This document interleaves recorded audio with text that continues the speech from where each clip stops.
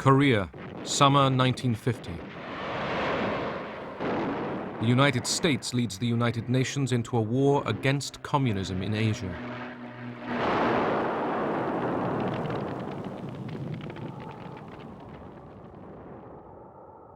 In winter, under attack from the Chinese communists, the UN troops are thrown into full-scale retreat. It was a route exactly like the one that Napoleon faced leaving Russia. We ran headlong, helter-skelter, pell-mell, trying to get to Busan, trying to get back to Japan. It was disgusting. The Cold War has become a hot war.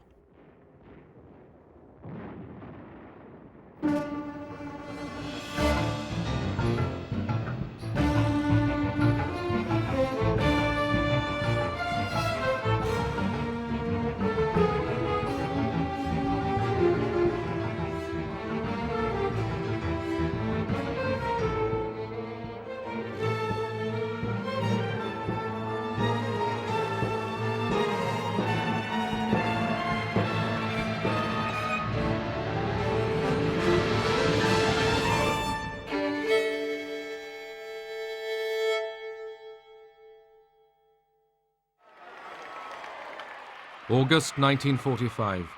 At the end of the Second World War, the Japanese army that had occupied Korea for 35 years surrenders.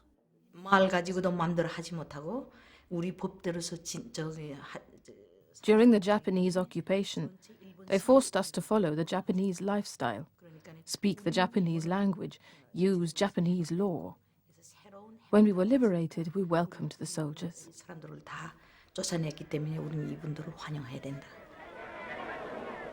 Russian and American troops liberated Korea, meeting together just as they had in Germany. As occupying powers, the Soviet Union and the United States agreed to divide Korea along the 38th parallel as a temporary measure.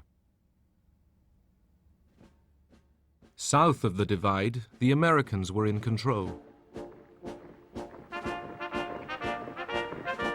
We made the Republic of Korea, really, between the Pentagon and the State Department. American generals installed a hardline anti-communist, Syngman Rhee. His charm is somewhat deceptive because he's also very tough. He's absolutely unforgiving, very patriotic, and he's not nearly as sweet as he looks. Rhee was appointed as first president of the new Republic of Korea in 1948. American troops withdrew. North of the 38th parallel, the Russians were in control. They established a communist regime through a network of people's committees. Kim Il-sung, who had spent the war in the Soviet Union, was groomed for power. He was a very handsome young man, always smiling. Everybody liked him in Korea. He made a very good impression. He was the national hero of the Korean people. The Democratic People's Republic of Korea was proclaimed, with Kim Il-sung as its president. As Soviet troops withdrew, Kim dreamed of uniting Korea under communism. Kim Il-sung understood that to resolve the problem of unifying the two Koreas was very difficult, that he would need help. Of course, the help he was hoping to get would come from the Soviet Union.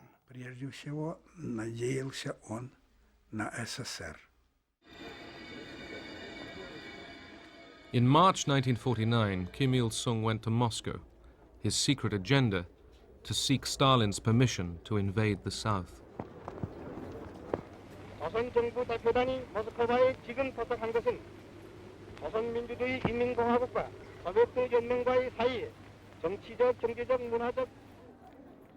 Stalin, preoccupied with crisis in Berlin, rejected Kim's request to invade.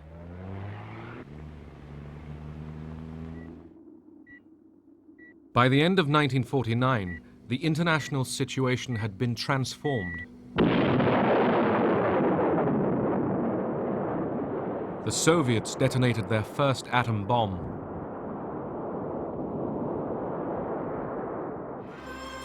And the communist revolution in China was finally successful. Mao Zedong proclaimed the People's Republic of China. A treaty of friendship between Mao and Stalin created a communist global alliance, opening a second front of the Cold War in Asia. Stalin was now confident that the United States lacked the will to respond to events in Asia. In April 1950, he finally gave approval for Kim Il-sung to invade South Korea.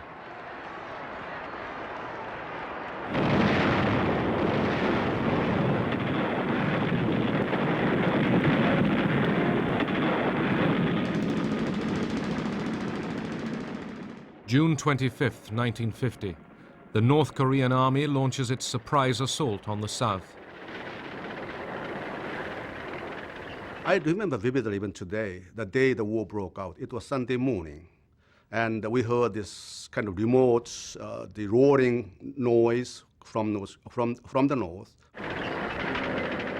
Equipped with Russian tanks and artillery and directed by Soviet advisors, 10 combat divisions of the North Korean army flooded south. We believed that we had to fight for our motherland, for our people, for our leader, Kim Il-sung. We believed it would be better to liberate the South and to unify Korea. That's what we were fighting for.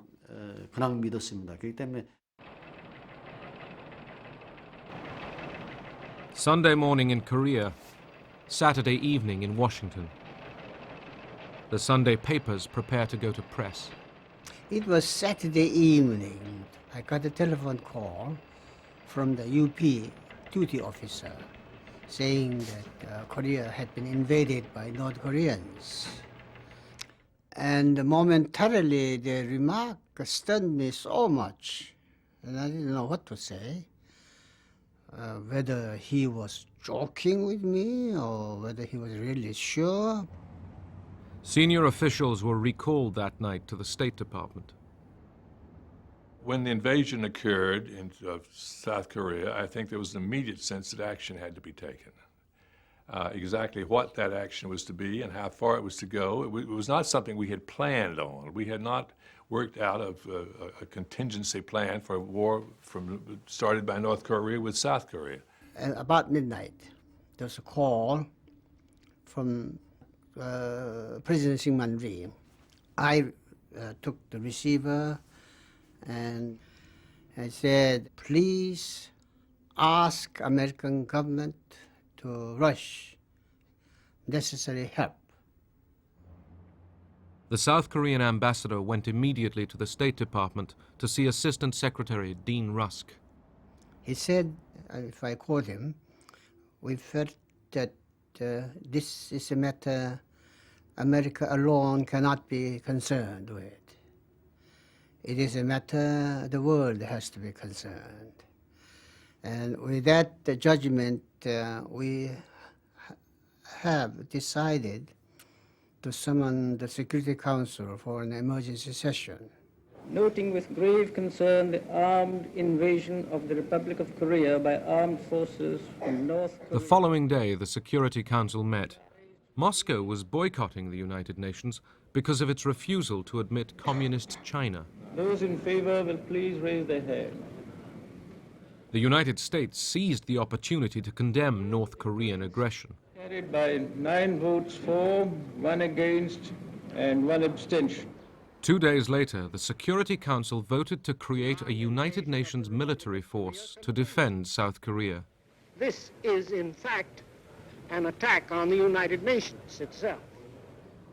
Under the UN flag, soldiers from 16 nations would fight against communism. We were elated. We felt very, very good, very encouraged. We felt, first of all, we felt that probably Korean unification was to come about. as a result of the resolution itself. President Truman addressed the nation. Korea is a small country, thousands of miles away. But what is happening there is important to every American. The fact that communist forces have invaded Korea is a warning that there may be similar acts of aggression in other parts of the world. The feeling at that time was that a military operation of this magnitude could not possibly have been taken without the support of the Russian military. In other words, it was concluded right at the beginning that this was a movement, this was something happening in the context of the Cold War.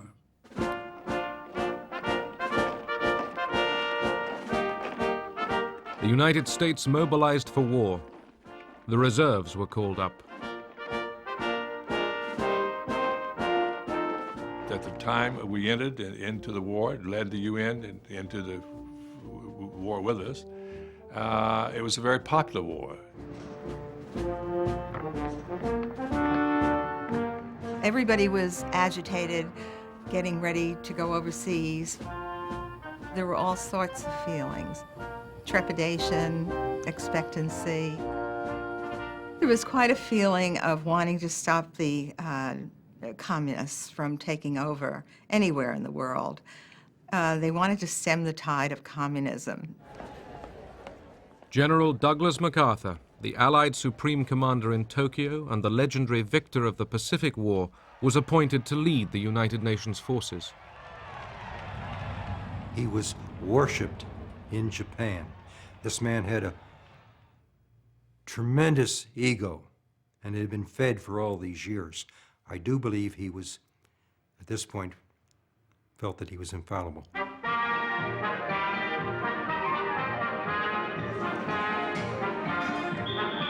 The nearest troops to Korea were the American occupation force in Japan, few of whom were ready for combat. The lifestyle involved a lot of leisure. Alithas lived through the Sears Roebuck catalog, who bought nylons and whatnot for the native girls and that sort of thing. It was a good life. The U.S. task force sent to Korea didn't imagine their stay would be for long. As a matter of fact, we were told to take our athletic equipment and leave everything else behind, because we'd only be gone for maybe 6 weeks. Have a show of force in the field, and those groups would go back across 38th parallel, and we'd come home. It wouldn't be that easy. Rhee's South Korean army was in retreat.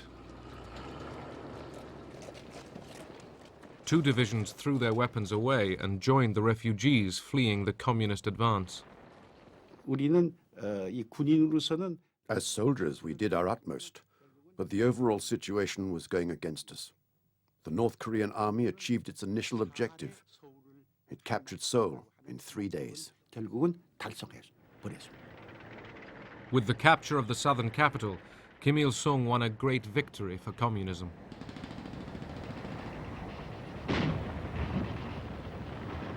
우리는 서울까지 작전이 다 끝났으니까. When we got to Seoul, the army told us the campaign was finished. They told us political reforms will follow. Now the country will be unified with ease. We didn't think there would be any more war. 인정하고 전쟁이 다시 있을 거는 예상도 안 했습니다.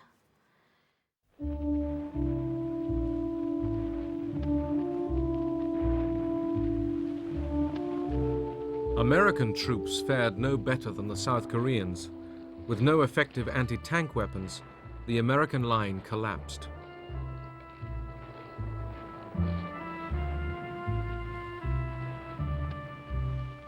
Within days, American troops were reeling back in disarray under assault from the tiny communist regime of North Korea. We had equipment left over from World War II. We were in very poor shape for everything. We were not ready to fight a war. That's what it amounts to. That's the long and short of it. Around the world, America's allies rallied behind the United Nations flag. The British Prime Minister pledged his support. If the United Nations organization was not to go the way of the old League of Nations, it was absolutely and imperatively necessary that a halt should be called. Troops from 15 nations began to arrive in Korea to join the Americans in the UN Army. General MacArthur took a gamble to turn the tide of the war. With the UN forces driven back to a tiny enclave at Pusan, a vast seaborne invasion 150 miles behind enemy lines would attempt to sever and then roll back the North Korean advance.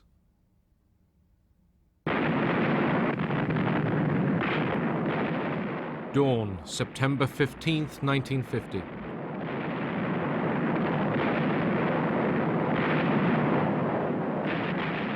The largest invasion fleet since the Second World War bombards the port of Incheon.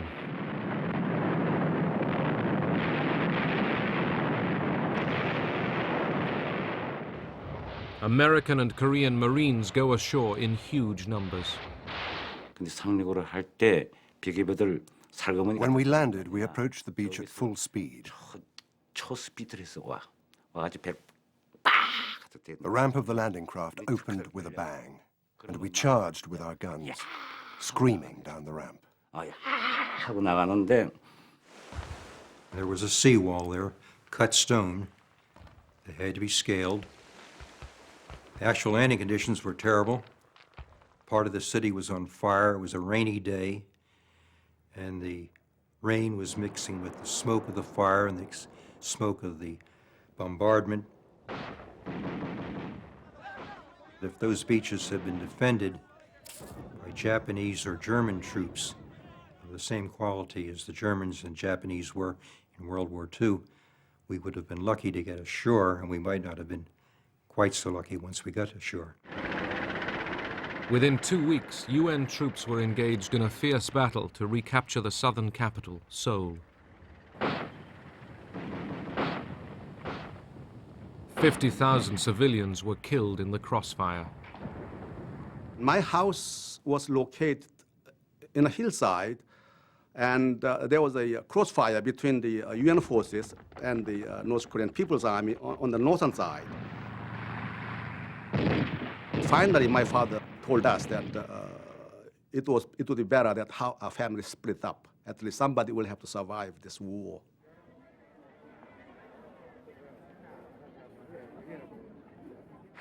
After finally recapturing Seoul, MacArthur reinstated Syngman Rhee in the Parliament building. MacArthur's association with Rhee's increasingly vicious regime caused concern in Washington.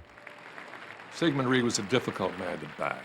And once he was in power, it was very difficult for us to do anything. It was not up to us to change the government, and there was no other alternative, obviously, available anyway. Rhee's jubilant army was the first to cross the 38th parallel into North Korea.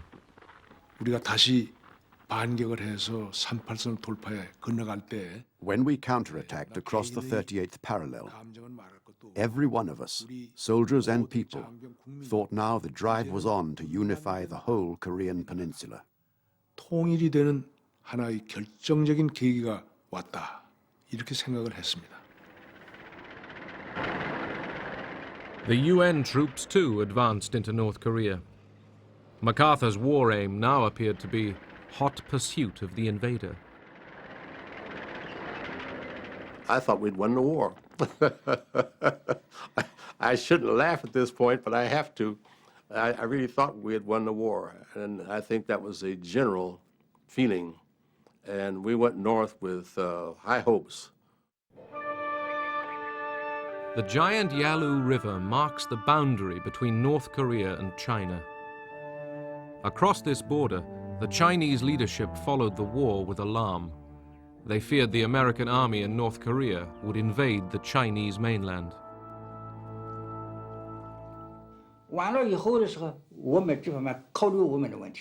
If North Korea was defeated, only the Yalu River would separate us from the Americans.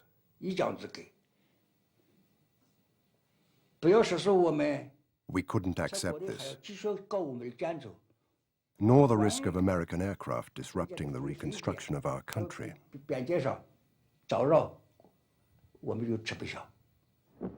From devastated North Korea, an urgent message went out to Beijing.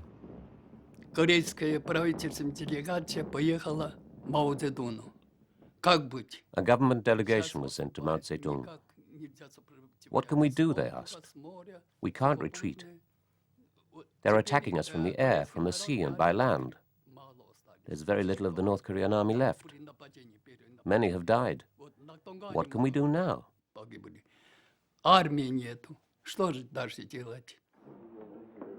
The communist leadership in Beijing was deeply divided over intervention. Mao received secret cables from Stalin telling him to enter the war to save North Korea. Wanting to assert China's power in Asia, Mao was agreeable.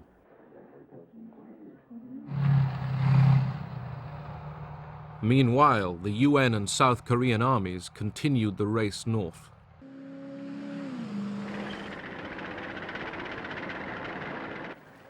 On October 19th, Pyongyang fell. It was the only communist capital ever to fall to the West during the Cold War. MacArthur had the bit in his teeth. He was pursuing a defeated army. The race to the Yalu was on. MacArthur was surprised to be summoned to Wake Island in mid-Pacific for a meeting with President Truman. MacArthur assured his commander-in-chief there was no possibility of China entering the war.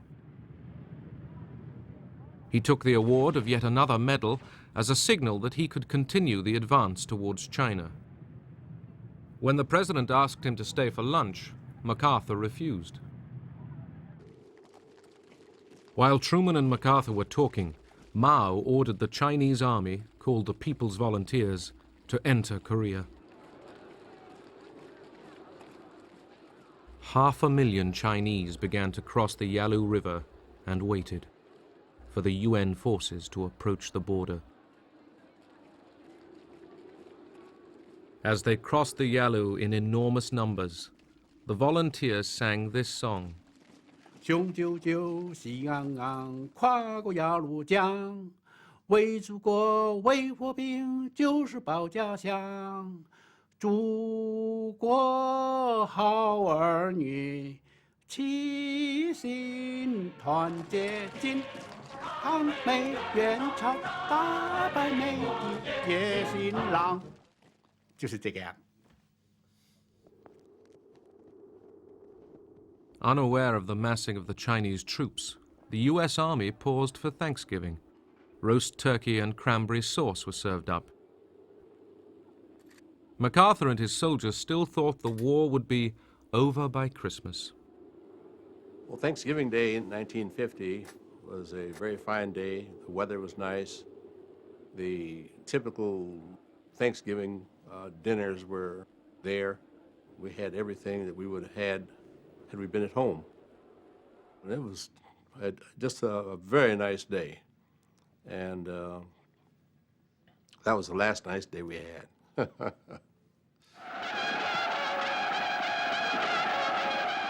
Next morning, 300,000 Chinese attacked.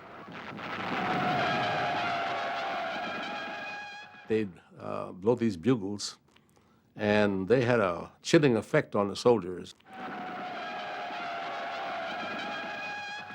The first aim of the volunteers going into Korea was to defend our homes and country, the motherland.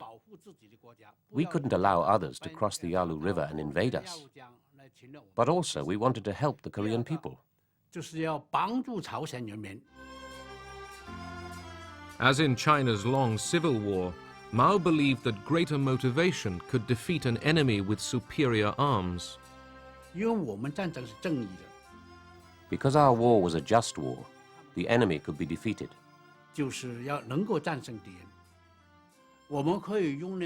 Our bravery and our strategy, developed during the years of the liberation struggle, would help defeat the enemy.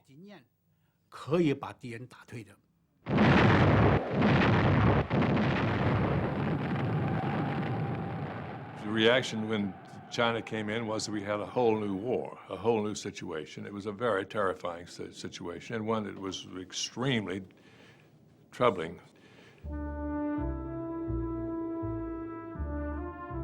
In the next swing of this seesaw war, UN forces across North Korea were thrown back, abandoning vehicles and equipment.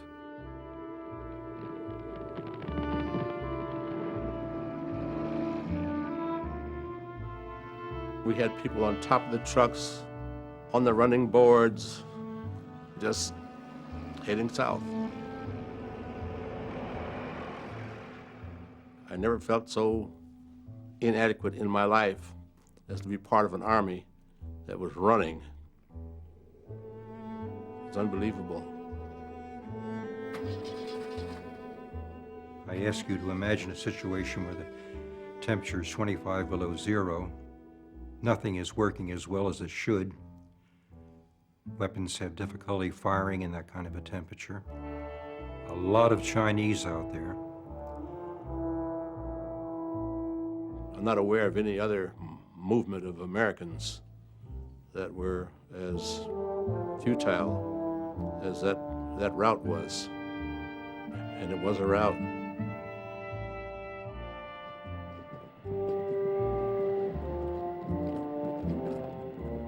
American soldiers called it bug-out fever. We are fighting in Korea for our own national security and survival. We have committed ourselves to the cause of a just and peaceful world order through the United Nations. We stand by that commitment. At a Washington press conference, journalists repeatedly pressed Truman on the possible use of the atom bomb. It went on and on and on, just like that. The president not being able to shut this thing off, and until people began to think that maybe we were going to use the atomic bomb. The bulletins about the president's press conference went around the world immediately, and that caused incredible alarm. British Prime Minister Clement Attlee was sufficiently alarmed to fly to Washington for crisis talks. My aim in these talks is to align our policies in the new and troubled situation in the world and to find the means of upholding what we both know to be right. Next day, Truman assured Attlee that there were no plans to use atomic weapons. I think the Americans understood it would be tit for tat. If they use it, we will use it. We had an agreement with the Chinese. That's why they didn't use the atomic bomb.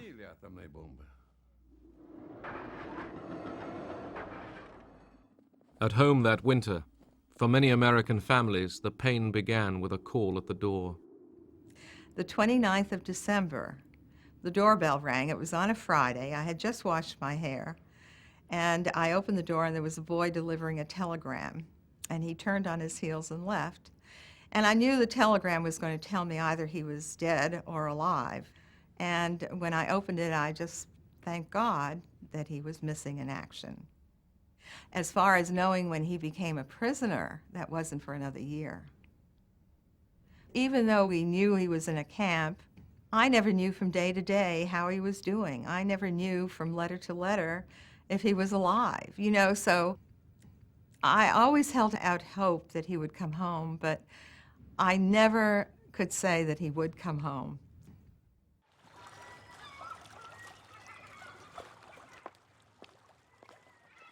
Retreating UN soldiers adopted a scorched earth policy.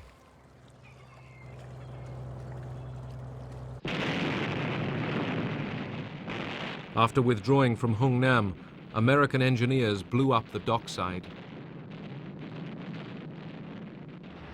The Chinese, rapidly advancing, recaptured the northern capital, Pyongyang. At the beginning of 1951, Seoul fell again to the communists. General Matthew B. Ridgway was appointed by MacArthur as the new field commander. At last, UN troops began to slow the Chinese advance. the defeatism and the bug-out fever and so forth that had afflicted the Eighth Army before was eradicated. From the beginning, the United States enjoyed air supremacy. When I was flying up along the Yalu in the F-86, the Sabre, we were using tactics that literally had been used in World War I and World War II, except we're flying jets at much higher speed. When Russian MiG-15 fighters with well-trained Russian pilots were sent to the war zone, they posed a challenge to American supremacy. Мы имели задачу туда ехать.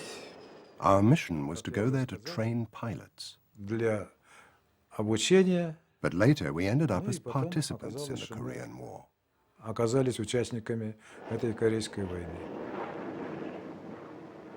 The presence of Russian pilots risked bringing the Soviet Union into direct conflict with the United States. Наше руководство, и государственное, так и военное. Our government and the military demanded complete secrecy. Нас обязывали, как можно. We must never let the enemy know they were fighting Russians. Чтоб наш противник не понял, что воюет против них русские.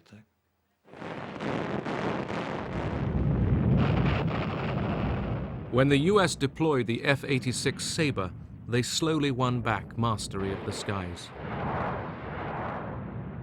This enabled American aircraft to keep up a constant offensive on ground targets. For ground attack, we were flying the F-9F, the Panthers.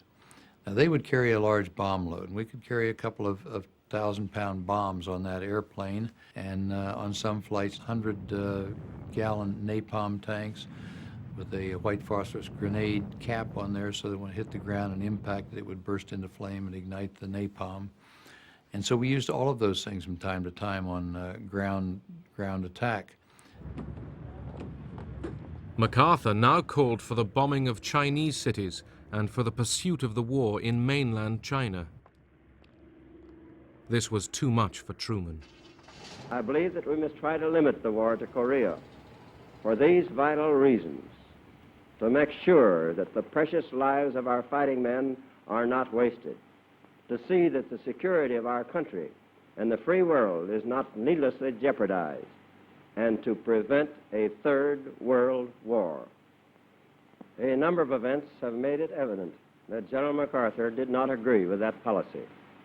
I have therefore considered it essential to relieve General MacArthur so that there would be no doubt or confusion as to the real purpose and aim of our policy.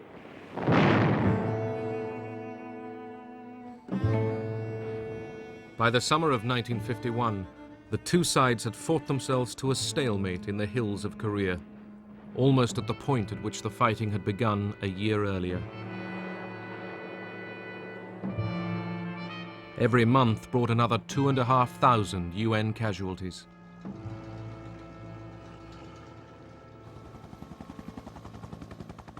It became evident to us that we were not going to fight this war to win it, that we were going to fight it to some negotiated kind of peace. Armistice talks began in July 1951, but got nowhere. Both sides found the other's attitude impossible. 이 공산주의자들하고 교섭이라고 하는 건 굉장히 어렵습니다. Negotiation with the communists was very difficult. They treated the negotiations like a battlefield tactic, something to buy time. 그 사람들은 시간 버는 것도 있고요. One of the main stumbling blocks at the truce talks was the fate of the prisoners of war. Both North and South Koreans maltreated their prisoners. 1 in 3 American POWs held by the North Koreans died during the first winter.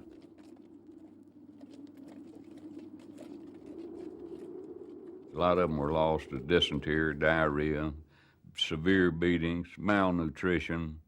Some of them were, stragglers. They were just beat with rifle bullets till they died, or bayoneted, or you either kept up or you died. It was that simple. Concerned by the numbers dying, the Chinese took over control of the prisoners. They organized daily lectures to indoctrinate them. They say, we will tell you why you come to Korea, why you have come thousands of miles from your home to spill your blood for the profiteering warmongers on Wall Street, why you come here to lay down your young lives. They are sleeping with your wives and daughters. Do you think this is right? And this would go on for days on end, hour on end, days on end, forever, continuously. Back home, few people wanted to know. Everybody was involved with World War II, but nobody was involved with Korea. The newspapers had so little in them. If I wanted to know what was going on in Korea yesterday, I would have to get the New York Times, because on page 2, they had a short column on the Korean War every day. But most of the other papers didn't, and you would only see headlines when there was a skirmish or if some hill had been lost or won, you know. So there wasn't that interest. There really wasn't. You know, it wasn't like Vietnam where you ate dinner and watched television and saw the latest battle. You know, there wasn't anything like that. In Japan, the Korean War galvanized the economy, generating $3.5 billion of spending. Japan, the ex-enemy, now became a bastion of capitalism in the struggle with communism in Asia. Japan became the jumping-off place for the Korean War. The dockyards and shipyards were used to rebuild, recondition the ships. Japanese electronics, which are probably now the top of the world, really got their start in the Korean War. In South Korea, the UN held 130,000 communist prisoners. Each one was asked if he wanted to return to his country of origin or stay in the non-communist world. The communists were outraged when almost half of the POWs chose not to return to their communist homes. Violent protest dogged the camps. When the armistice talks resumed at Panmunjom, the fate of the prisoners delayed the negotiations for months on end. As the truce talks stalled, the relentless bombing continued.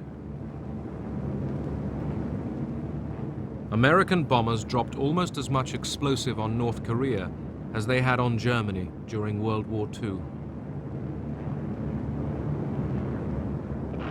어디서 언제 날아온지 어디 소리도 없이 싹 날아와서 The bombers came without warning. 하기 때문에 거기에 맞아 죽은 사람. Too many people died because of the bombing. You found dead people everywhere.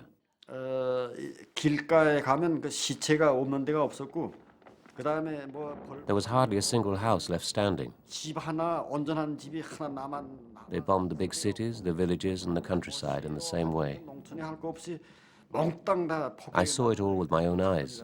이건 내가 직접 내가 눈으로 봤습니다.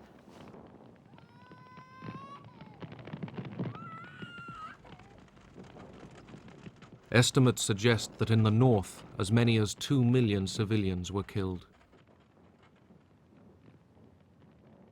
It was horrific.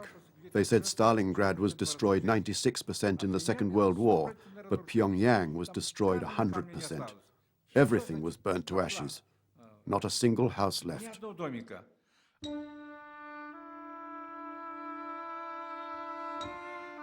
Throughout the war, both sides committed horrible atrocities. Northerners killed Southerners accused of sympathizing with the enemy. Rhee's supporters massacred those suspected of being communists. In seemingly endless violence, innocent civilians were often the victims.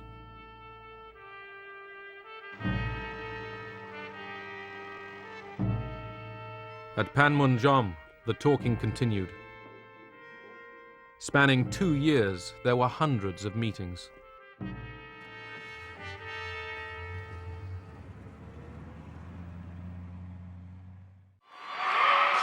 1952, election year in America.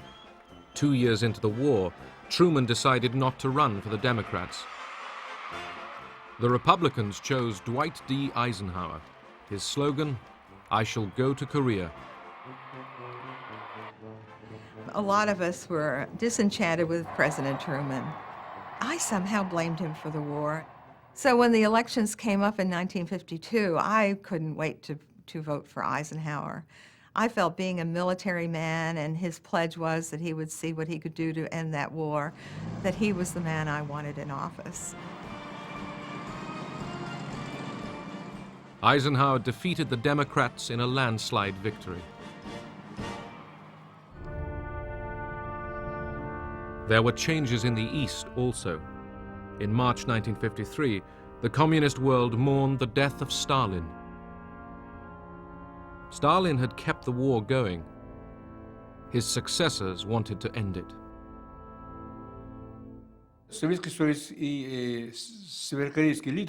Soviet and North Korean leaders came to believe it was impossible to win this war, because on the side of South Korea was the whole world, and on the North Korean side was the Soviet Union and China. So an armistice was inevitable. A ceasefire was finally agreed on July 27, 1953. The Chinese, the North Koreans, and the UN backed the agreement. The South Korean president, Syngman Rhee, opposed the truce and refused to sign.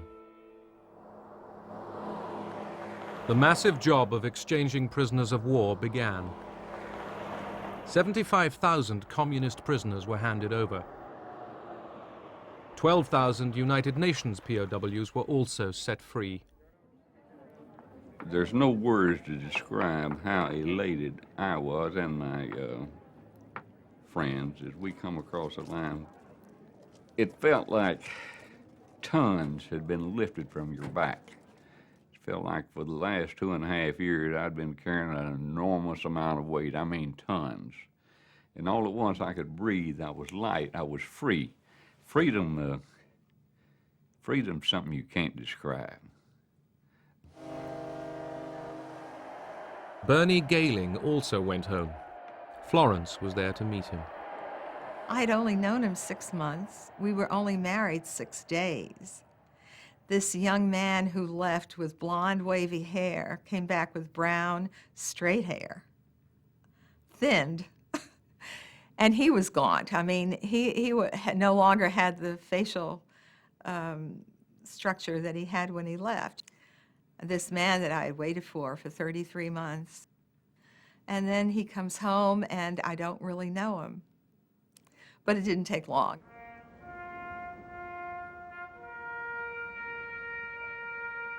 $54,000 Americans didn't go home.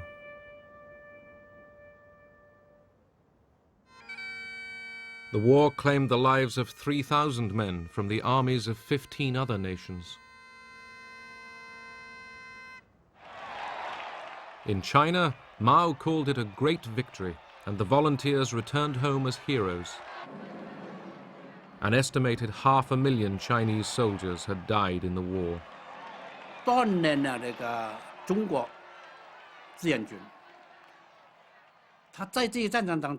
The volunteers demonstrated to the rest of the world that the Chinese were no longer the Chinese of the past.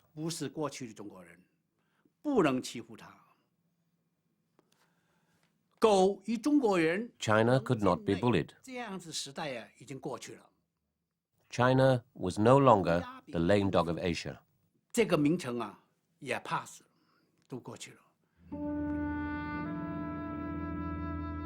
In North and South, 3 million Koreans were killed, wounded, or missing.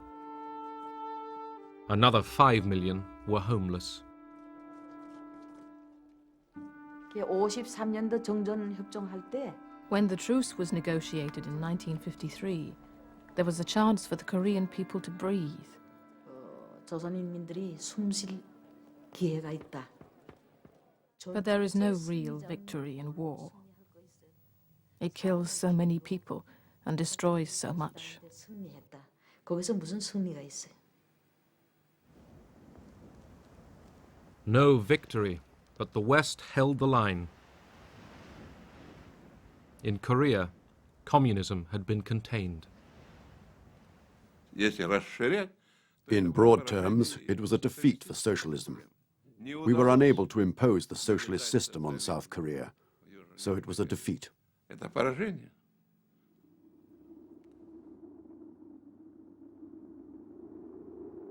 40 years later, at the end of the Cold War, Korea was still divided by the same line.